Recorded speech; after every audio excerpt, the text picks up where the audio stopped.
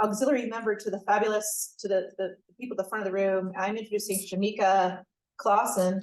Before I fully introduce her, I just want to apologize in advance to the room and to Shamika. She knows already my situation, that I unfortunately was able to help her set up, but have to leave for something that I couldn't change and was set long before I knew this fabulous talk was going to be in place. But this lets me get to brag about her in a way that she deserves. So I am a professor of computer science, but I was also the founding chair of information science. I'm no longer the chair there, but Shamika came in as a graduate student while I was the chair there, and we were absolutely thrilled when she joined us, because we were able to, through her and other students who are aspiring to be like her, really push in directions that we think information science can creatively do. And Shamika really is the best example of these social justice and interdisciplinary directions that are happening in information science today. So just a little bit of background about her. Before she joined us in information science, she's had a really interesting life and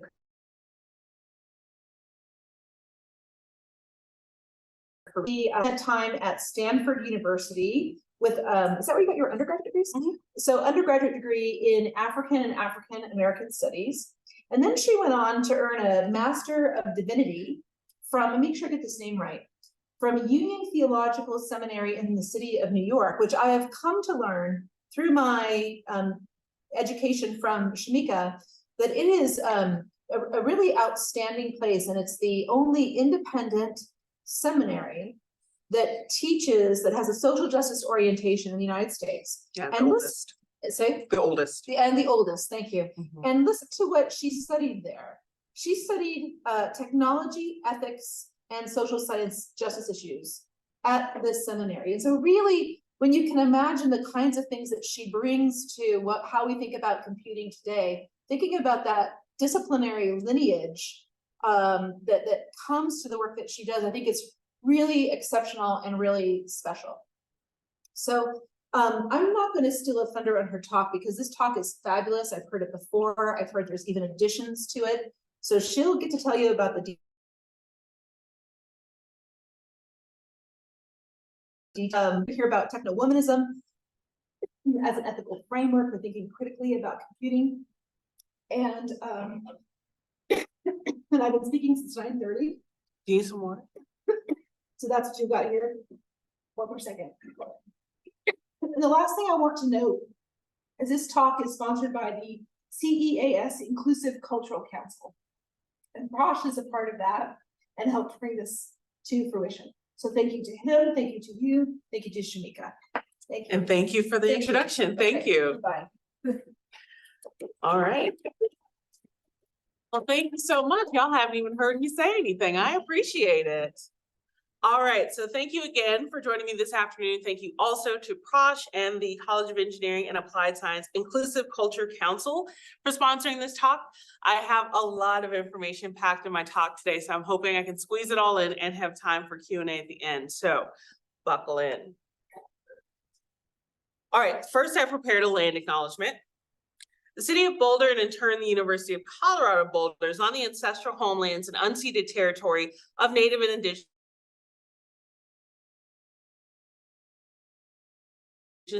immemorial. Those indigenous nations include the Dide, Hinonoeno, Tististas, Numenu, Kiowa, Chirix, Sosoni, Oshe Ete, Sha Powin, and Nuchu. Additionally, 48 contemporary tribal nations are historically tied to the lands that make up the state of Colorado. Today, there are many ways to learn about and support these communities. You can learn more about indigenous territories, languages, lands, and ways to support them at native-land.ca. You can get to know and celebrate the stories of Native American people in your discipline, field, industry, and community. You can find Native American organizations to support financially, like local Boulder organizations Right Relationship Boulder and Native American Rights Fund. Personally, I'm giving a monthly donation to Natives in Tech. Finally, here at CU Boulder, we can engage with the Center for Native American and Indigenous Studies, their events, certificate courses, and people. Next, I have also prepared a labor acknowledgement. The United States has a history of enslavement, as people from the African continent were forcefully taken from their homelands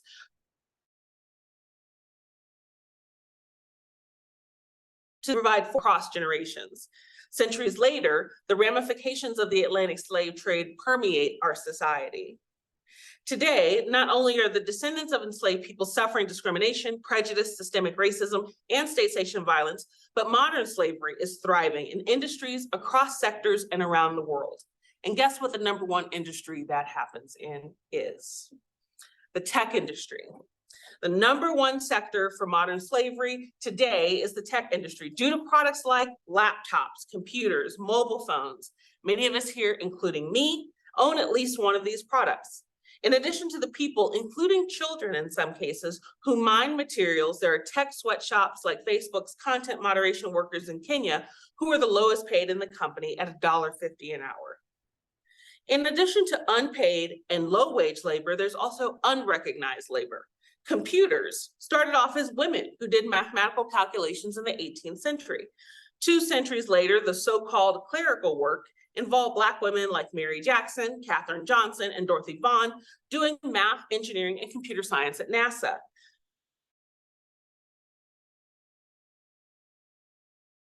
Then for Hidden Figures, and the film of the same name in the same year debuted.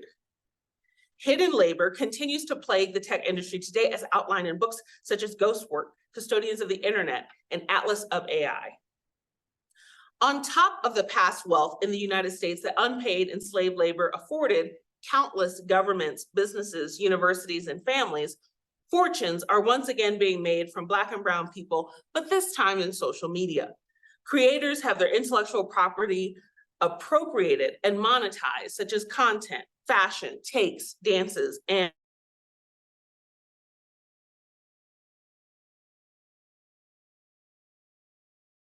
thankfully, marginalized and racialized people's resilience, survival, and thriving outweigh and outshine all that the world has thrown at us.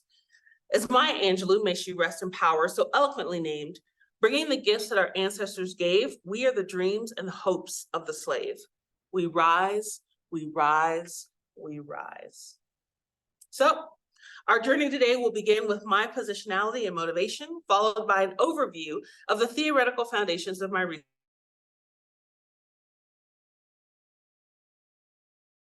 Then I'm going to end with a bit of Q&A, should we have time.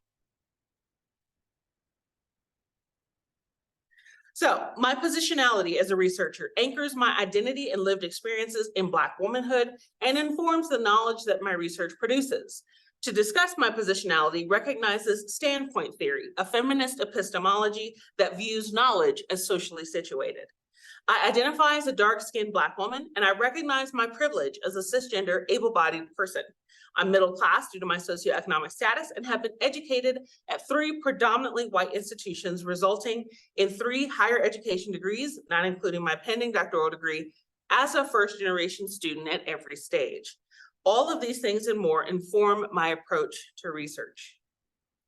And so that we're all on the same page, I wanted to share the definition of information science from our department website. It's the study of the relationships between people, places, and technology and how they're intertwined. Their data-driven interdisciplinary approach draws on social science, computer science, and the humanities, allowing students to develop the conceptual understanding and practical skills needed to succeed in a future characterized by new ways and helping other students to imagine what technology makes possible, invent new ways to use technology, and positively impact the world. I should put that on my resume. Now, I would like to share a bit about the motivation for my research.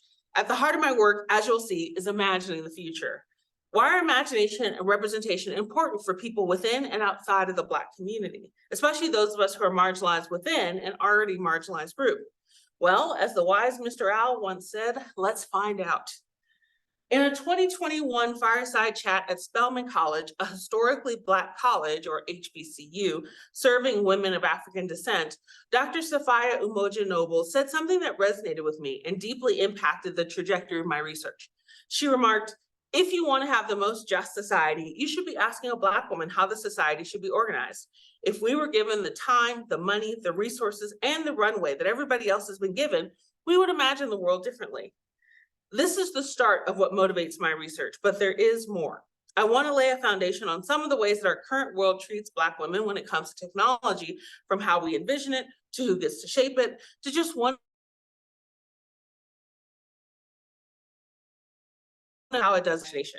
When it comes to science fiction that inspires innovation and technology, oftentimes literary contributions from Black people or even representations of us in speculative media are woefully missing. Here's an example from the Samsung Galaxy Watch that debuted almost a decade ago. So hopefully this works. With this miniature transmitter. All right. Chief Quimby? Yes. What time is it? Thank you. It's all right. This is 86 reporting into control. How's it going? I have an emergency situation. Relay the information to headquarters. Enterprise. Order of the ship's computer library records. Jason, can you read me? I read you. This is Secret Agent Rock Slag. Okay, partner, let's make a little spectacle of ourselves. Anything particular in mind? There's only one man who can get us out of here in time.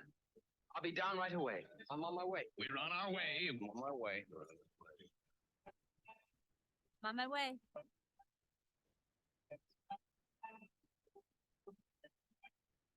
Very cool.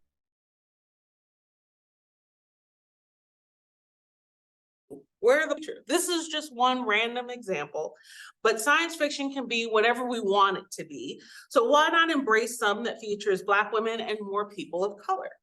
The canon of science fiction that influences technological design can stand to be more diverse and inclusive, especially in regard to contributions from Black women, as I argued with Drs. Christina Harrington and Yolanda Rankin in the paper entitled All That You Touch, You Change, Expanding the Canon of Speculative Design Toward Black Futuring.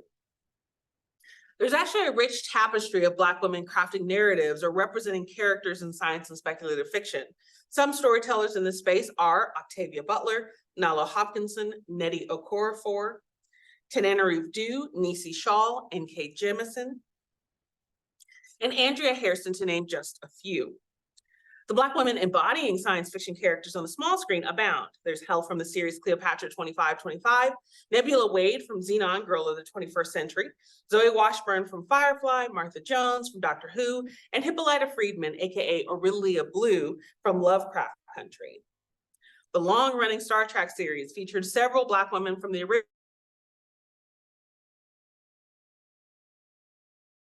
to the Lieutenant Palmer and Michael Burnham. And then there's the big screen. In the MCU alone, there are at least 3 prominent Black and brown women of note to choose from: Shuri of Black Panther, Gamora from Guardians of the Galaxy, and Valkyrie from Thor. These instances of Black and brown women in the future, in space, and using and excelling technology are the change that we want and need to see, especially since our reality isn't teeming with such robust representation. Just as they're absent often from the fodder used for technological innovation, the people designing and developing the technologies of tomorrow today are more often than not Black women. The statistics for diversity in the tech industry and STEM fields are quite dismal. The National Center for Women in Information Technology analyzed demographics by occupation from the Bureau of Labor and Statistics and reported that in 2014, while 26% of computing occupations were held by women, only 3% were Black. Anita B., the nonprofit dedicated to helping women and non-binary technologists succeed, also shared an alarming statistic that shows the problem is getting worse over time. In 2021, top companies collected more than from this data. Of the 26.7 women working as technologists, only 1.7% of them were Black women.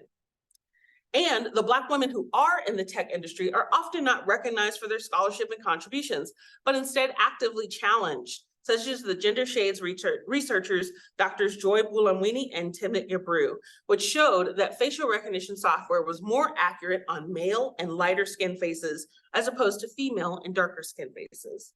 Their intersectional analysis demonstrated that the performance on darker skinned women was among the worst. Their work on gender and racial bias in facial recognition software was disputed by the facial recognition companies who were called out, such as Amazon. And in cases like Gabru's, her research as Google's co-leader of the ethical AI team in a paper titled "On the Dangers of Stochastic Parrots, Can Language Models Be Too Big?" resulted in her being ousted from the company at the end of 2020. Let's take a few examples from their research. When it comes to recognizing Black women technologically, machine learning algorithms used in facial recognition software are least successful, as I mentioned.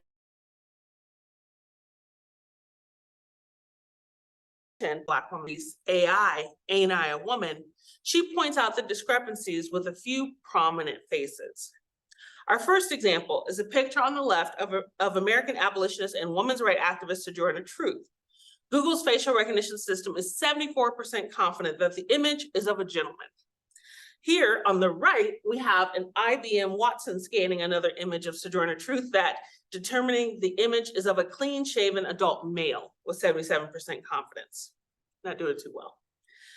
For former talk show host Oprah Winfrey, Watson is just over 50% confident that she is the first lady. Now, Oprah Winfrey has not, nor likely will ever be, the first lady, but Michelle Obama was. This output from Microsoft's facial recognition software with a young Michelle Obama on the left wearing a yellow shirt reads 79% confident as a young man wearing a black shirt, while also being 93% confident that there's a hairpiece in the image. Showing some agreement about a very wrong take of the image is the same image in Watson software on the right being rendered as a toupee or hairpiece at 66% confidence.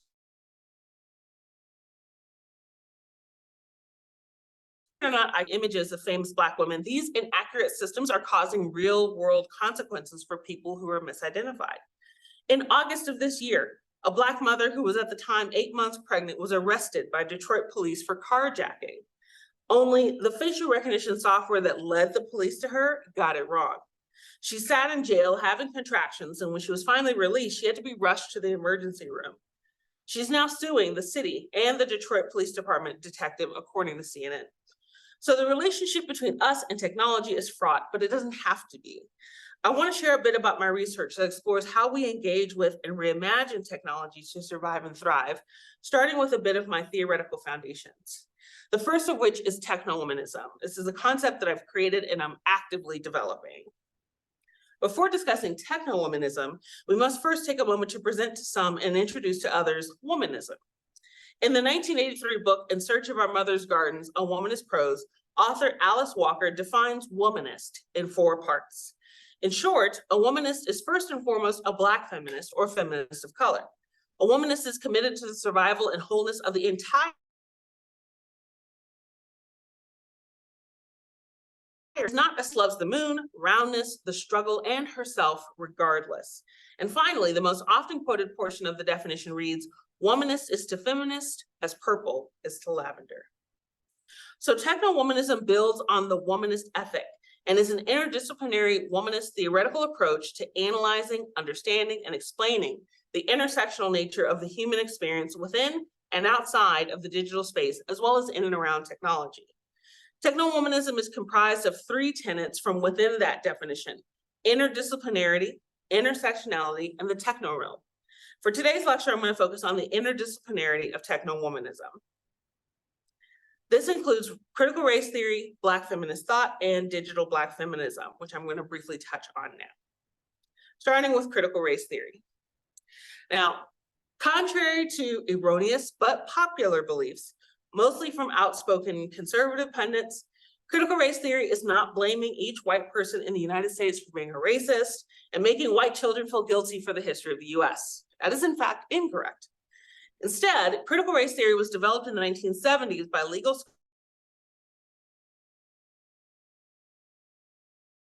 scholars, racism and power.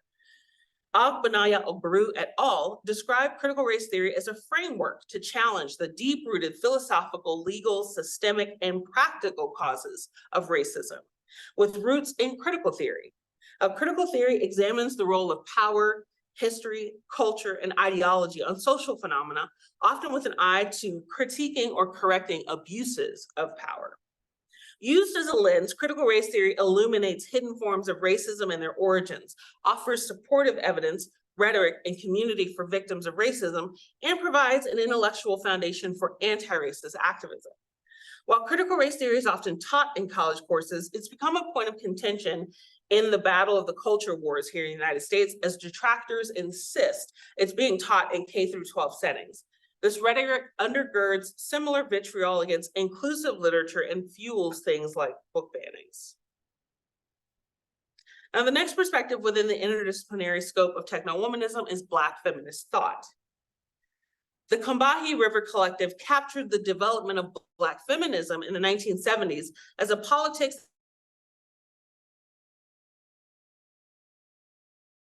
that was unlike those of Black and white men. In 1990, Patricia Hill Collins presented Black feminist thought as a critical social theory that combines both the theory and praxis of Black feminism. She also introduced the concept of a matrix of domination by which oppression operates.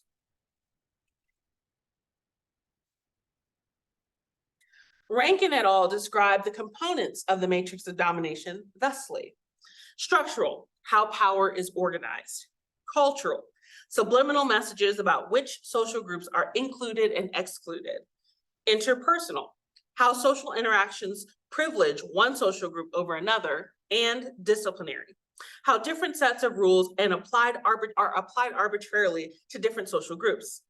This analysis is critical for the understanding the interlocking forces that work together to enact and sustain oppression. Now, while Black feminism centers the lived experiences and quest for liberation of Black women in conjunction with marginalized people around the world, digital Black feminism centrally situates Black women in the conception of technology and digital culture. A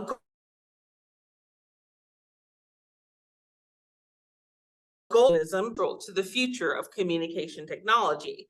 And through engagement with Collins's matrix of domination, Joan Morgan's hip hop feminism, and Anna Everett's Black technophilia, which I will get into in just a moment, theorist Catherine Knight Steele outlines the new era of Black feminist thought and discourse online.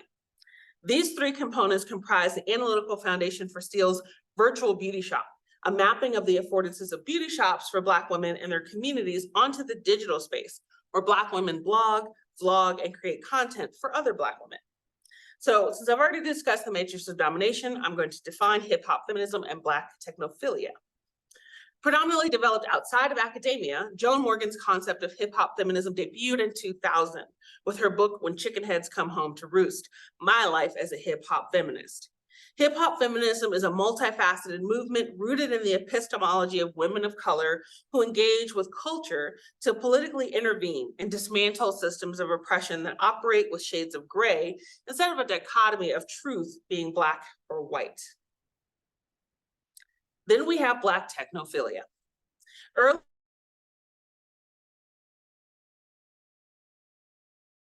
and the 2000s developed a rhetoric of Black technophobia. The clarion call around the digital divide positioned Black households as lacking desktop computers, causing them to miss the on-ramp to the information superhighway and requiring funding and support for such underserved populations. Conversely, once Pew reported in 2010 that Black users were overwhelmingly using mobile devices to access the web, scholars who had pushed back on the deficit models on Black technology usage had reputable proof that Black users existed when were not in fact deficit in their use of technology. Anna Everett named Black technophilia to encompass the unique relationship Black people have with technology toward emancipation and liberation. So along with intersectionality and a critical handling of technology, the components of interdisciplinarity that undergird technowomanism will serve my research like tools in my tool belt to both dismantle and build anew technological futures for myself and my communities. The next theoretical foundation is Afrofuturism. A somewhat recent and contemporary example of Afrofuturism was the superhero film and phenomenon Black Panther,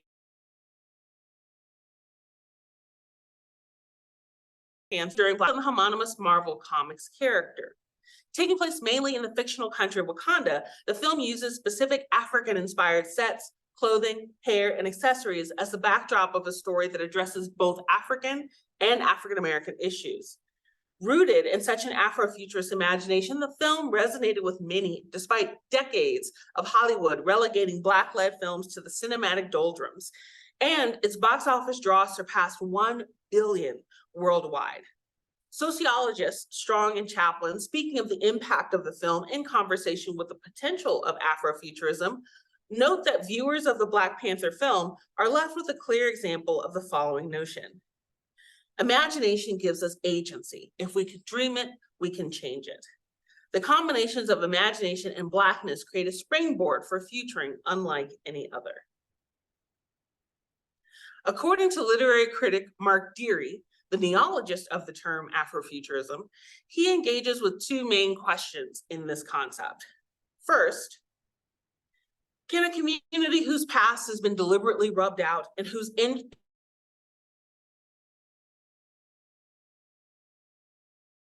imagine possible futures? And secondly, isn't the unreal state of the future already owned by the technocrats, futurologists, streamliners, and set designers, white to a man, who have engineered our collective fantasies? It is these two questions that undergird and spur the offerings of Afrofuturism. It's a robust tool for exposing biases, revealing power structures, and centering Black voices and experiences.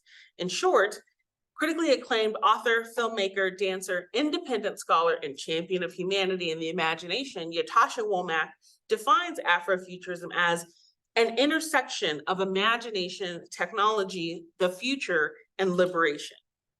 By looking to Afrofuturism, the lens which one sees people in the Black diaspora can shift away from stereotypes or deficit models as a starting point, and instead offers empowered people with agency over their narrative, representation, and temporality, be it past, present, or future.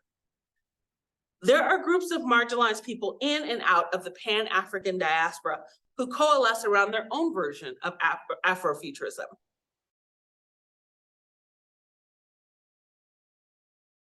Blog, she coined the term African futurist to describe her approach to writing science fiction by clarifying, African futurism is specifically and more directly rooted in African culture, history, mythology, and point of view, as it then branches into the Black diaspora, and it does not privilege or center the West, as compared to Afrofuturism, which tends to focus on African Americans and the Western context. In 2004, scholar Catherine S. Ramirez introduced the term and concept of Chicana futurism inspired by Afrofuturism. She outlines Chicana futurism as Chicano cultural production that attends to cultural transformations resulting from new and everyday technologies, including their detritus, that excavates, creates, and alters narratives of identity, technology, and the future, that interrogates the promises of science and technology, and that redefines humanism and the human. The image pictured here is part of Diego Rivera's Pan-American Unity mural, featuring what Ramirez refers to as the cyborg Coatlicue. Coatlicue is a primordial and as stars, and Ramirez paints her as part Aztec totem, part machine.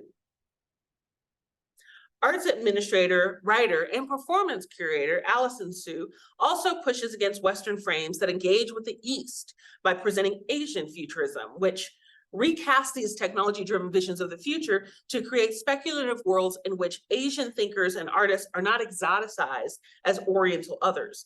Instead, they're at the center of narratives rather than dotting the margins.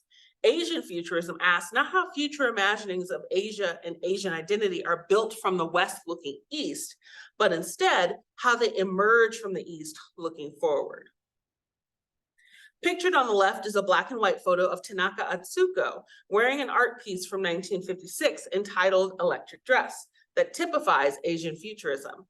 The photo on the right is the piece in color while not being worn but simply displayed. Combining Black feminism and Afrofuturism yields Afrofuturist feminism. Georgia Tech scholar of Black feminism, Black digital media, and Afrofuturism, Susanna M. Morris,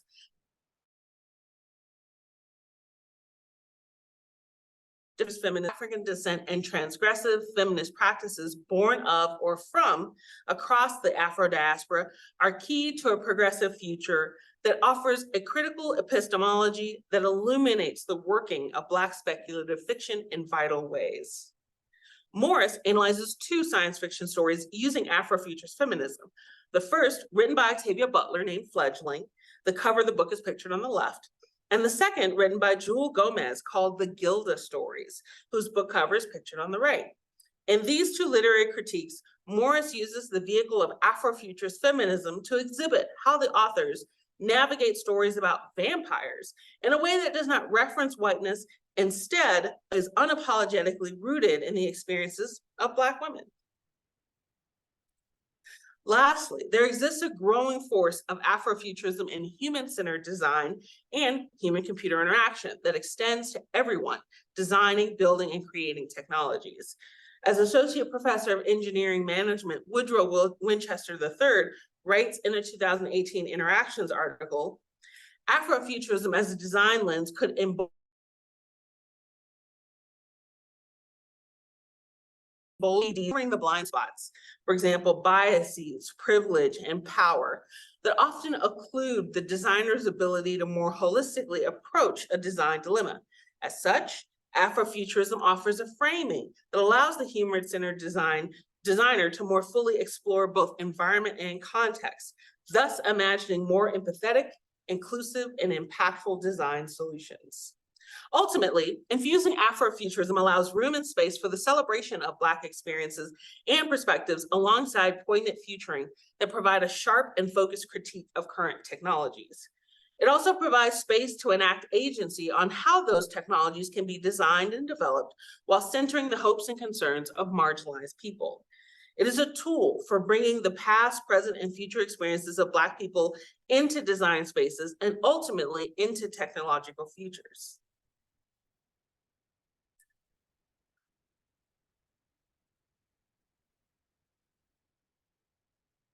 Now we can turn to my research projects, starting with my very first one.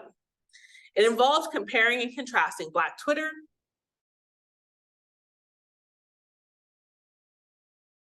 and book context for the Green Book before touching on Black Twitter and sharing the results of our findings.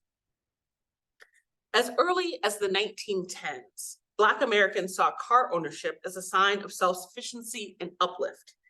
Beginning in the 1930s, thanks to the decreased cost of automobiles and the increasing construction of the interstate highways, average middle-class Black families began to buy cars, providing a sense of independence and dignity. Nevertheless, the threat of Jim Crow remained real. While motorists may have familiarized themselves with the traditional racial hierarchies of their communities, traveling to unfamiliar locales posed the risk of exposing oneself to peculiar institutions of segregation and unforgiving communities. Although automobiles protected them from the indignities of traveling on trains and public transportation, Black motorists were vulnerable to dangers on the open road. Racist law enforcement, segregated eating places, refused service, or mob violence. Black travelers and families on the road packed their own food, slept in their vehicles, and took all manner of precaution to arrive alive.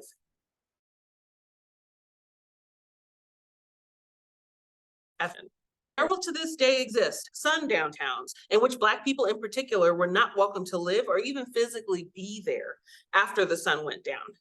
If caught in a sundown town after dark, they could find themselves in danger. There were several sundown towns here in Colorado, including Louisville, Golden, and parts of Colorado Springs, where there was a lot of activity from the anti-Black hate group, the Ku Klux Klan. Other Colorado sundown towns were Loveland and Cherry Hills Village. So as a result of this situation, Black travel guides modeled after similar publications for Jewish communities began to flourish, providing readers with directories of safe places to eat, stay, visit, and find joy. The Negro Motors Green Book was established in 1936 by Victor H. Green, a Black post office worker in New York City, and his wife, Alma Duke. Victor had often made trips from New York to his wife Alma's family in Virginia, which contributed to the idea of needing a guide for Black travelers. The Green Book, as it became known colloquially, was published yearly until 1966. The introduction to to the information that will keep him from running into difficulties, embarrassments, and to make his trips more enjoyable. The bulk of each edition consisted of a directory of businesses that served Black patrons. The collective directories listed over 90 categories of businesses. By making themselves available, Black businesses and people serving Black businesses could directly reach out to Black America. Within the directory, the Green Book also highlighted tourist destinations, including good vacation and leisure spots that welcomed Black tourists, emphasizing joy and entertainment geared toward Black travelers. So, how do we get from the Negro Murders Green Book to Black Twitter? In the 2018 book, Automating Inequality, Virginia Eubanks connects the poorhouses of the 19th century to the digital poorhouses created by Black box algorithms today. Inspired by this temporal bridge building, our research group wanted to make a connection between the Negro Murders Green Book and our present day. We immediately saw the perfect contemporary component, Black Twitter. So, what is it?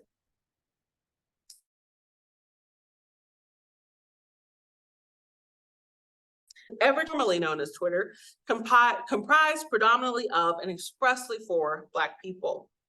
Pictured here is an image that captures the excellent coverage of the late summer Montgomery melee. Our research team, consisting of myself, Sarah Kingsley, Kayla McCall, Joy Weinberg, and my advisor, Dr. Casey Fiesler, wanted to explore the contemporary manifestation of the Green Book in Black Twitter. We used 3 different sets of data: tweets, interviews, and editions of the Green Book. We collected 75,012 tweets from April to May of 2020.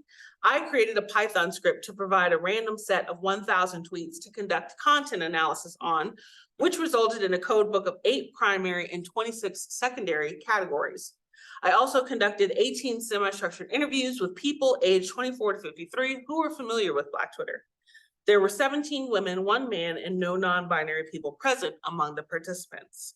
In the top middle of this slide is a word cloud created from all the various ways that participants self-identified their race or ethnicity. The responses included Chinese or Asian American, Black British, Afro-Caribbean, and Black American US slave ancestry,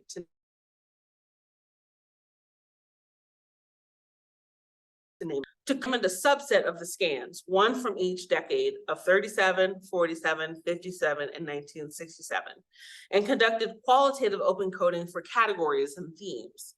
We discussed the separate themes we each discerned and converged them into a collective list. So, equipped with all of our data and thematic analysis, here are some of our findings.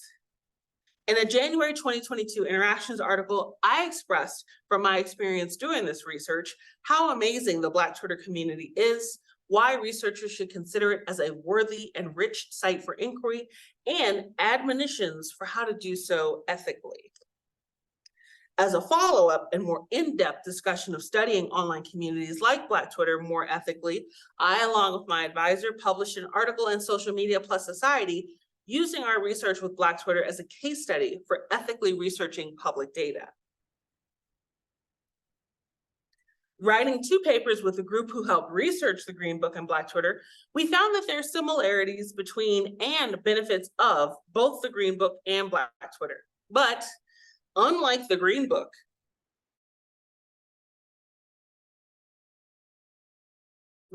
since Elon Musk took over the company over a year ago, the platform formerly known as Twitter has experienced a major migration of users, a rise in hate speech and harassment, and a decrease in its value to advertisers and shareholders. In the midst of this new reality, what does it all mean for the future of Black Twitter? In the fall of 2020, years before Musk's reign of the platform, our research group concluded our final publication by asking the question, what would Black Twitter be like if it was made by Black people? Here is where my next research project grabbed the baton and ran with it. This research project was a design fiction called The Stoop. Before we dive into that, I want to take a moment to trace my community's history of communication from being forcefully brought to this country through the civil rights movement to the digital age. Now, Black people in the United States have for generations found ways to gather together and communicate secretly while in plain sight in efforts to connect with one another and seek freedom and justice. Enslaved Africans in the US would use spirituals with coded meanings or meet together in hush harbors where they could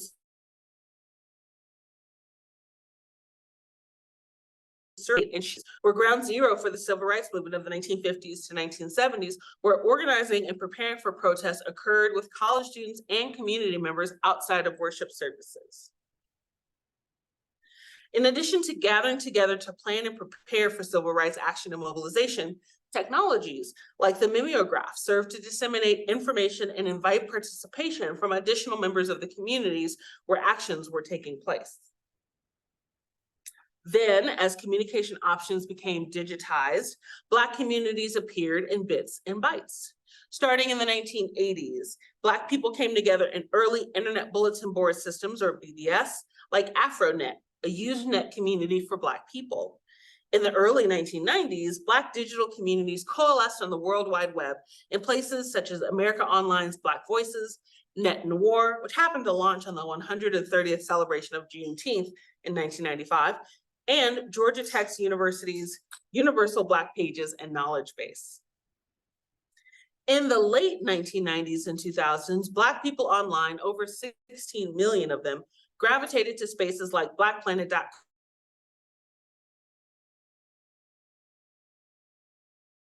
tools.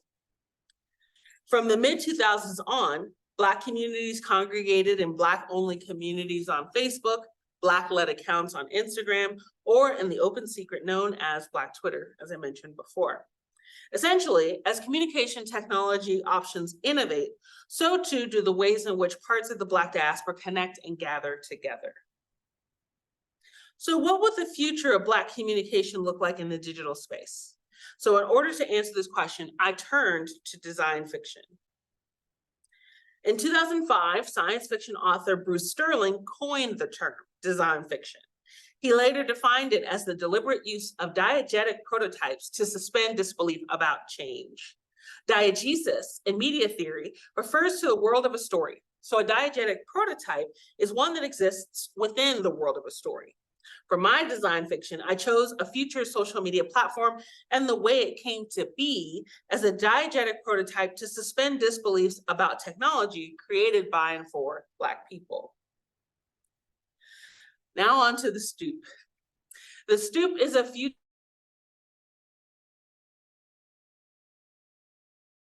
media product manager, Rashida Walker, and launched in 2025 on the 160th anniversary of Juneteenth.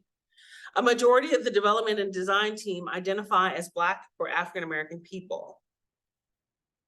I, along with my advisor once more, created a fake research paper studying this future social media platform. The resulting imaginary interview study is a window into a digital world built for and by Black people with a view overlooking the care, intention, and passion that went into creating such a digital space grounded in the visions, hopes, and concerns of Black women and Black people. By contributing an uplifting vision of the future featuring Black people in the designer's seat, my hope for this piece is that a conversation can be sparked about the need to recognize and increase the representation of and technological contributions from Black and marginalized people. The next research project is inspired by an ethical speculation exercise created by my advisor, Dr. Casey Fiesler, called the Black Mirror Writers' Room. This exercise is one of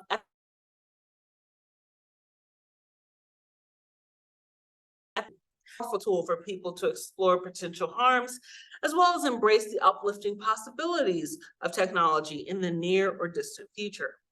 With speculative design, the flexibility of technologies is not just interpreted, it's explored. Audiences of speculative artifacts are led to consider what they do and do not want from their technology in the future. Before sharing more about the Black Mirror Writers' Room exercise, I want to briefly share some details about the Black Mirror series. Let's start with a trailer from season 3 of the show. Now, this video does contain adult language, so viewer discretion is advised. In this world, we're also caught up in our own heads. It's easy to lose sight of what's real.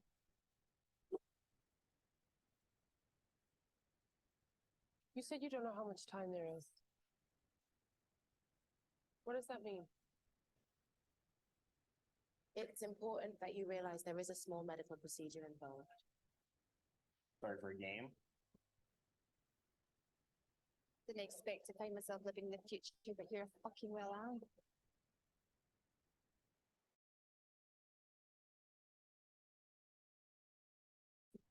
Recently, huh? And how did that feel? I filmed me. Filmed you through my computer camera. You ready? We drill down into the numbers. You've got a solid popularity arc here. No one is this happy. I tell you what, with a fucking balloon isn't this happy. Singularity is when computers learn to outsmart man like women did years ago. You are so adorable. We're genuinely empathetic as a species. We don't actually really want to kill each other. Oh, yeah.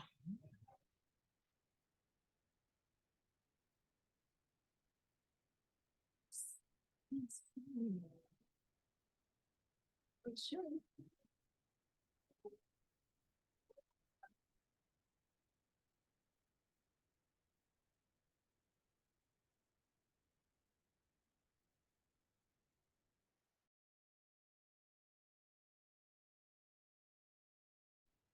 Premiering Black Mirror is a science fiction anthology series inspired by the Twilight Zone.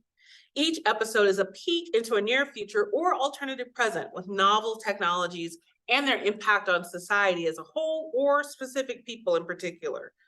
In a 2013 Wired.com UK article, series creator Charlie Brooker is quoted as saying, "I like technology, but Black Mirror is more what the consequences are, and it doesn't tend to be about technology itself. It tends to be how we use or misuse it." While teaching an ethics and computing course in 2018, Dr. Casey Fiesler developed the Black Mirror Writers' Room exercise based on the premise and style of the Black Mirror anthology series. It's an opportunity for participants to ethically speculate a near future technology scenario in the style of a Black Mirror episode based on a list of technologies like self-driving cars or facial recognition software. I actually did this exercise in the fall of 2020 in her Information Ethics and Policy course with another student, Ella Sarter. We created a pitch called Lost and Found for our participation in the Black Mirror Writers' Room exercise. And in our describe this, it more than sucks when you lose it. No one knows this better than Thomas. He cannot open his car, get into his home, or enter his job. Stranded in his own city and isolated from his own life, Thomas turns to the digital outcasts of society in order to find his way back to it. For an experience report about the exercise in SIGSE, or the Special Interest Group on Computer Science Education, I conducted interviews with 12 instructors who facilitated the exercise. The instructors shared triumphs and challenges with the exercise, and ultimately, the importance of ethical speculation in technology-related settings may well translate to future technologists who can imagine potential harms of emerging technologies better.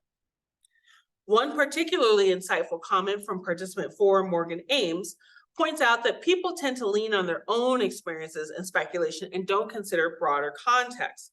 As a user experience designer, Ames has seen the limited thinking around user personas, wherein those creating them decide to imagine, quote, a user who is a middle-class white person, which just reifies stereotypes, both for that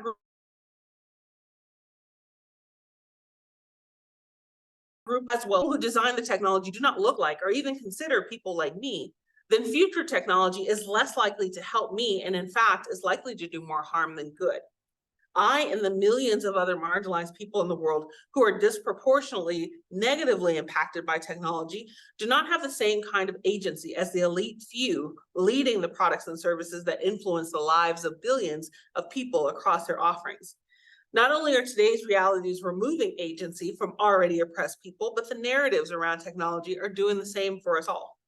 Ruha Benjamin points out that Silicon Valley positions technology as human savior, and Hollywood tends to present technology as our destroyer. But either way, our agency as humans is removed from the equation of this dichotomy. my research aspires to give marginalized communities the opportunity to embrace their agency when it comes to what technology may look like in the future, which leads us to my dissertation research. So as I prepare to close, I want to share a brief preview of my current research from my dissertation. I'll provide a quick overview of the studies, a few of the preliminary findings, and we'll move from there.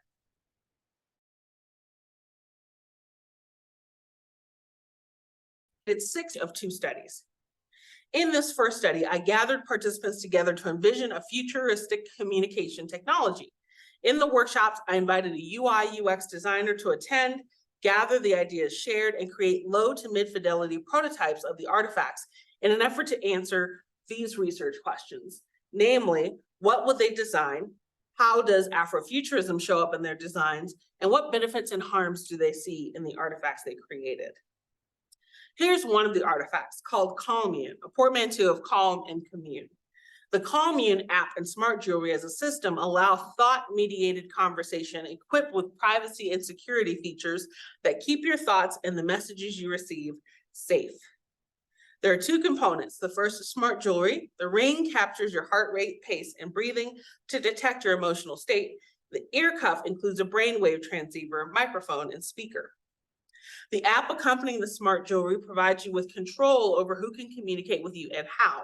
And together, these communication tools build a community for Black people to connect while keeping each person's physiological state top of mind.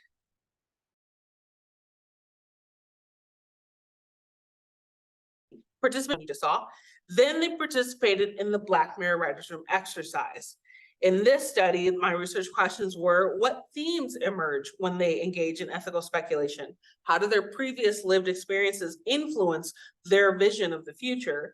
And how do they situate their impact on the future designs of technology? This is one of the pitches that came from my second study. We can, but should we, is the title. And the synopsis reads, the Harrys are the holdout from a society that's being overtaken by VI technology. Since regular glasses were phased out, the AR glasses became mandatory. The Harrys are forced to figure out a decoy for their glasses. They have started an underground railroad to distribute their glasses to the faithfuls who do not want to participate. The stakes get higher when one of their encrypted messages is discovered by the VIs.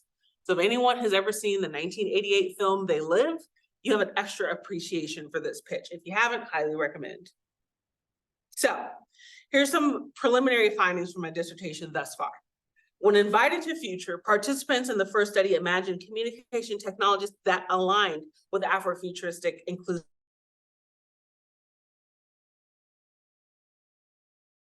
artifacts and critiques highlighted joys that speak to the needs that technology can meet and exceed. The critiques brought into relief harms that affect themselves and society. In the second study, participants used their role to center social justice issues for marginalized people in an intersectional way, and their cautionary tales outline stories that could be pulled from today's headlines with a desire to spark change and action.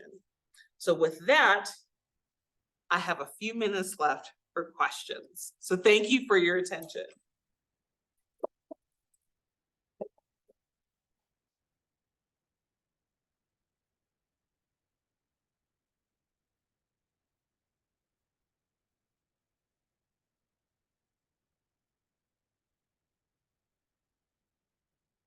Yes. Historical basis of the technophobia that you talked about as we talk Mm-hmm. Yes, so the question was, to repeat for folks on Zoom, about the history of technophobia and relationship to technophilia. Yes, so from what I understand,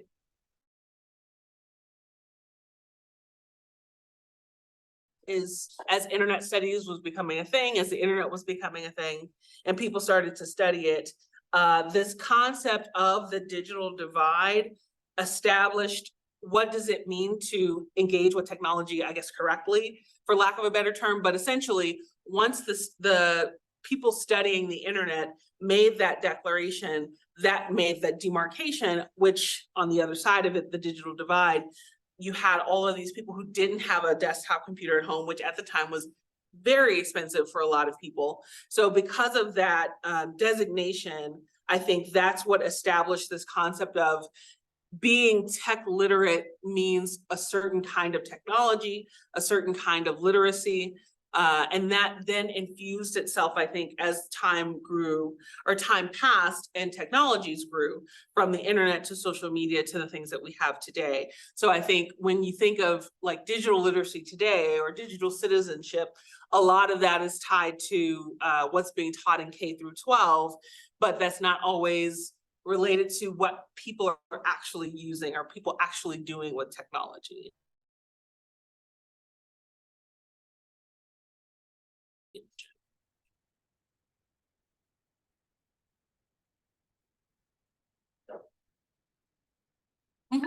Just curious, you talk about communication skills within African communities. I just want curious to ask if you have to music as a way of communicating African communities. How does that, community based with Afro-Bishop and stuff like that?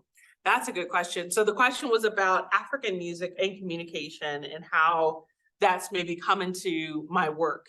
Yes, so I haven't had the privilege of looking at African music in this context. I think it's such a rich history. I just attended CU Presents.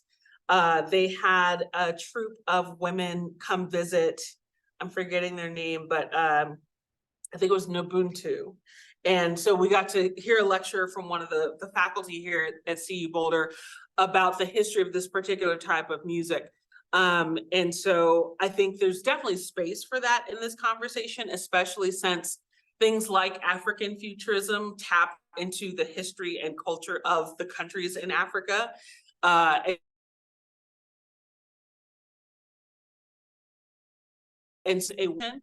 because there is so much context there, because of all of the ways in which musicality connects with technology. In my opinion, technology is anything that solves a problem. And so with music, the different ways and purposes that music is created and used for, I think there's a lot of richness there. So unfortunately, I haven't done that work, but should I live a second life and get another PhD? Yes, exactly. Yes. There's a question in the chat for you. Elizabeth is wondering if Black Twitter switched platforms since Musk and how that has impacted the community. That is a good question. So did Black Twitter switch platforms since Musk? How has that impacted the community? I remember in November of last year, so a year ago, when Black Twitter had the fune for Twitter, the funeral, they had the whole thing. Was hilarious, but basically they were celebrating the homegoing of Twitter. And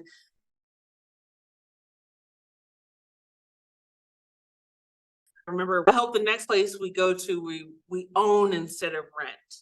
So there was a lot of conversation about, okay, well, let's make our own thing. And so then you had something like Spill, which came out, which I don't have an iPhone, so I'm not cool enough to be on Spill. So I just look at their newsletter every now and then. But essentially, I think there are definitely some people who stayed on the platform. They're like, I'm riding this thing till the wheels fall off, but not everybody did that. So it's different now. Black Twitter is still a thing, but it's not the same thing. It's not the same as what it was, especially when you're in a space that was already hostile. Like the work that I did with Black Twitter in the Green Book, when I interviewed people about their experiences on Black Twitter, they talked about if they shared a racist incident, there'd be people in the comments that would just, oh, well, you shouldn't have did this, that, and third. Maybe you're overreacting. Or if that person had just listened to the police, yeah. So having a space in which there are other people who can infiltrate that space, there are outsiders who can come in, that was already happening. But then now when you have the atmosphere and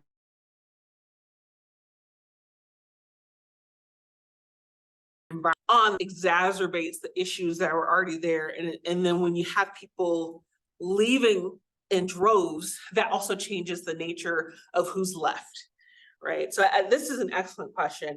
I think the impact on the community has been severe, even though I did show the Montgomery Melee nod, because that was also hilarious. But so things like that do still happen, but it's really just not the same. Yes. Like you talk about your work being the direction of technowomanism, and I've generally heard that there's a criticism about technology being looked at as the way to save mankind. So how does your work on technowomanism try to address that question of do we really need to look at technology alone as a path to salvation? That's an excellent question. So the question was, do we need, in the light of technowomanism, what does technowomanism think about technology being our savior, right? And Ruha Benjamin, the quote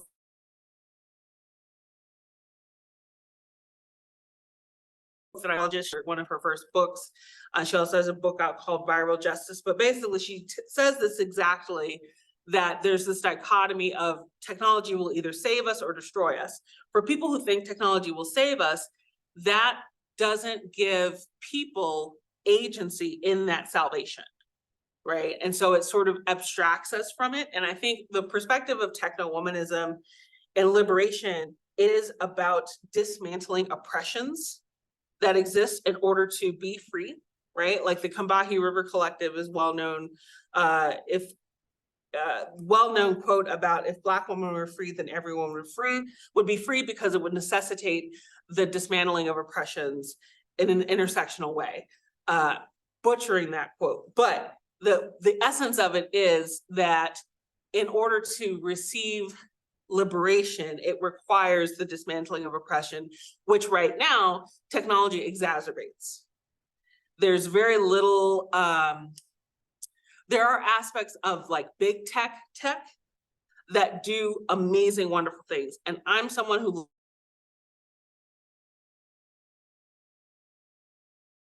loves better, so that's why I critique it.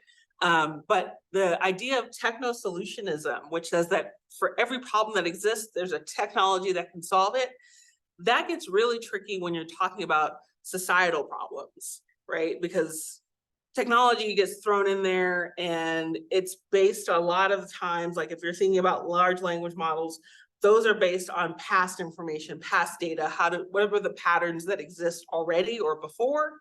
And a lot of those patterns, especially when we talk about people, are biased. So when that bias is the input, the output is worse. Oftentimes, if you're thinking about who to hire, if you're thinking about who gets the loan, if you're thinking like all these different decisions that get made are influenced and affected often negatively by the patterns that exist offline and in our society. In addition to techno-solutionism, there's also techno-chauvinism. This is a concept I first came across from Meredith Broussard. Meredith Broussard wrote the book Artificial Unintelligence a couple of years ago. She also wrote a book recently called More Than a Glitch. But essentially, techno-chauvinism is techno-solution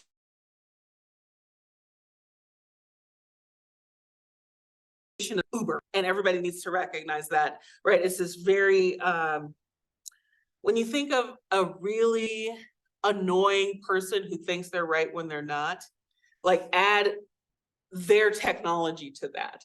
And I think, for example, of Mark Andreessen, who recently had a manifesto about all the people who are trying to put guardrails on AI are basically murderers because we're preventing AI from innovating. Like this kind of perspective is techno-chauvinism at its finest. And I think techno-womanism, which is all about centering a technological perspective on a Black woman's perspective, experiences, wisdom, and then an extension to that marginalized people, saying our perspectives and needs, desires, hopes, dreams, fears, etc., are important and valuable for technology to recognize and take into consideration. Whereas right now, the technologies that we have and use are created by a very small elite number of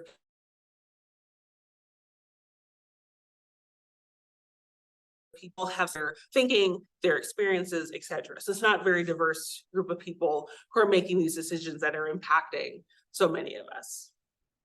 Yeah, great question. Yes. So on this note, we have seen a kind of unmasking over the past few years of this kind of test real agenda. And many of the major tech companies have gotten rid of their ethics teams. What do you see as the kind of most fruitful places to push to counteract that obviously damaging trend? I love that question. So the question was, in light of tech companies shutting down their ethics communities, their trust and safety people, content moderation, etc., what is the best way to counteract that? What is the best thing that we can do to make and enact change when our efforts to do them internally inside these companies are getting shut down? Like, what's the next step? What do we do now? I think that's an excellent question.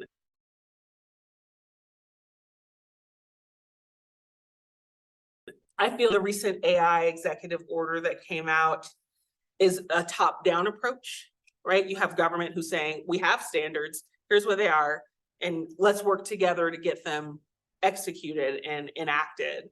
So there's the top-down, but I also think the bottom-up is very important, because in addition to the government being at the top, there's also the companies themselves. They're the ones making the decisions to shut down these different groups of people who are trying to make the tech better for marginalized people and everyone in extension. But we as consumers of technology, we as people who have the ability and agency to create our own technologies, even if it's just a group text, right? We all have a really small way that we can each do something. Like, everyone can't do everything, but everyone can do something, kind of thing.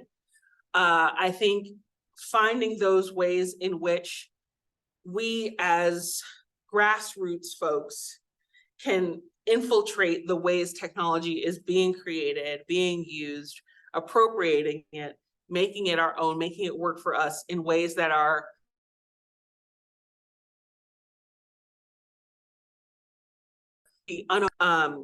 there is an excellent quote. I think it's Madeline L. Engel, when she was getting an award, a book award, like in the mid 2010s, where she basically said something like,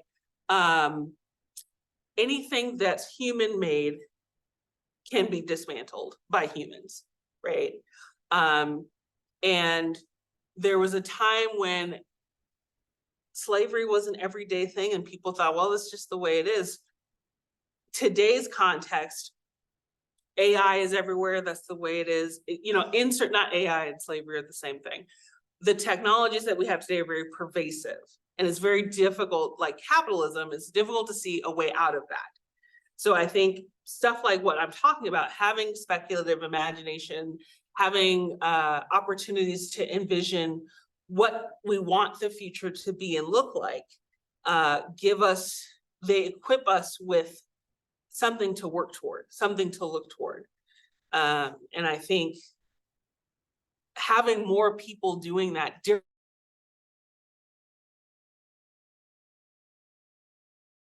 different in that of multiple layered identities that influence the way we see and do things, being able to tap into that collectively, I think is going to give us a kind of empowerment that tech companies and then governments and different things from the top are going to have difficulty ignoring, and hopefully join us in our efforts.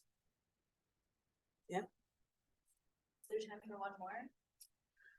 I see one in the back as well. I can do both quickly. Yeah.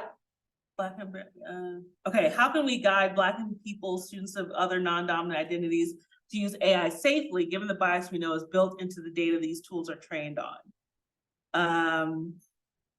Using AI safely. I know there's tools like AI auditing. There is information about tech literacy that shows people how AI and large language models work. But essentially, once it gets to you, there's not much you can do about how it's designed or what went into it. So I think just being informed of how these things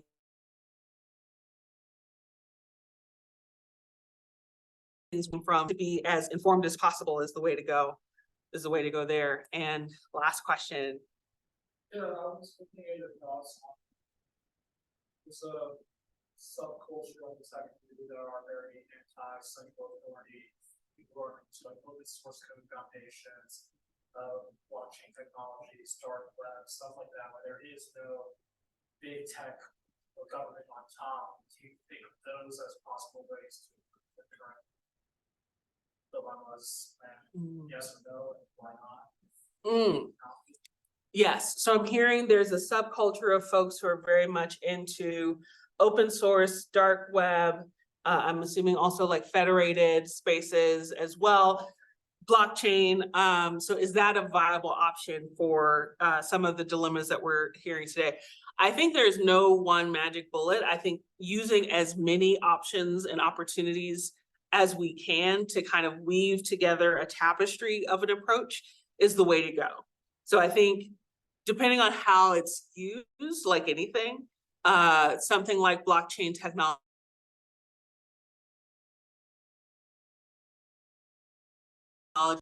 that are putting information in the hands of people who could really use them and do good things with them, I think is very appealing. And I think it definitely has value in this conversation.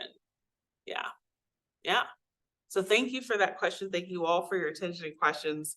I will hang out for a couple minutes, but thank you all so much.